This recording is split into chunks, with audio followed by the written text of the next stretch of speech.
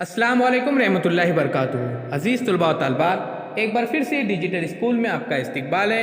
आज हम जमात 5वीं मज़मून ईवीएस सबक नंबर 7 मस्कन से गाँव बस्तियाँ, इस सबक के सवालों के जवाबात का मुताला करने जा रहे हैं। उम्मीद करता हूँ कि आपको वीडियो पसंद आएगा, तो चैनल को सब्सक्राइब कीजिए, लाइक कीजिए, इस वीडियो को ज़्यादा से ज़्यादा शेयर कीजिए, कमेंट्स बॉक्स में अपने कमेंट ज़रूर लिखिए।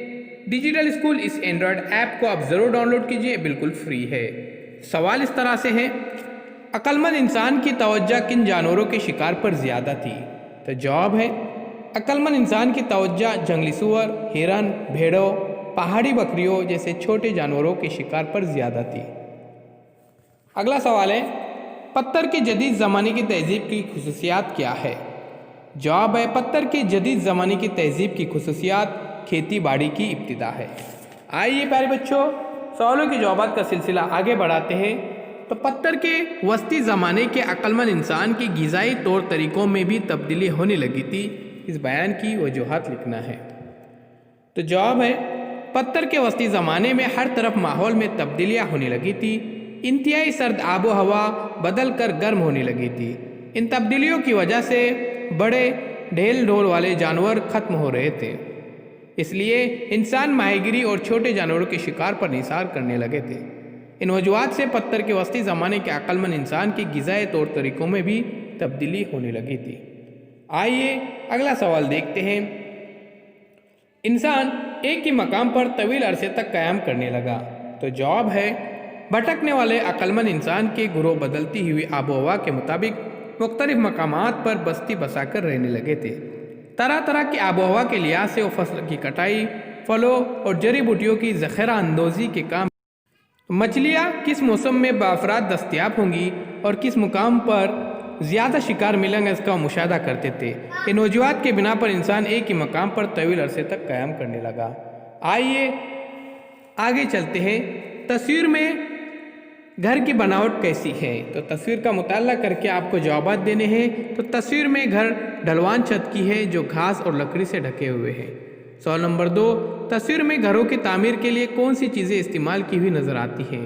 जवाब है, तस्वीर में घरों की तामीर के लिए घास लकड़ी इस्तेमाल की हुई नजर आती है। आरजी खेमा ज़माने के ज़माने में लोग माहीगिरी, खेती बाड़ी, शिकार, छोटी कश्तियाँ तैयार करने, मकान की तामीर के पेशे करते होंगे। आइए आगे बढ़ते हैं और मज़ीद कुछ सवालों के जवाबात का मुताला करते हैं। तो चलिए, उससे पहले चैनल को सब्सक्राइब ज़रूर कीजिए। लिखिए कि मुख्तलिफ मौसमों में आबोहवा की तब्दीली का आपकी ज़िंदगी पर क्या असर होता है? तो जवाब है, मुख्तलिफ मौसमों में आबोहवा की तब्दीली का हमारी ज़िंदगी पर काफ़ी असर होता है। मौसम गर्मा में हम सूती कपड़े इस्तेमाल करते हैं, ठंडी चीज़ें खाते हैं, धूप से हिफाजत के लिए ठंडी जगह में रहते हैं। बरसात के मौसम में ऐसे कपड़े पहनते हैं जो जल्द सूख जाते हैं। भारी ग़िज़ा की जगह हल्की ग़िज़ा खाते हैं, पानी उबाल कर ठंडा करके पीते हैं।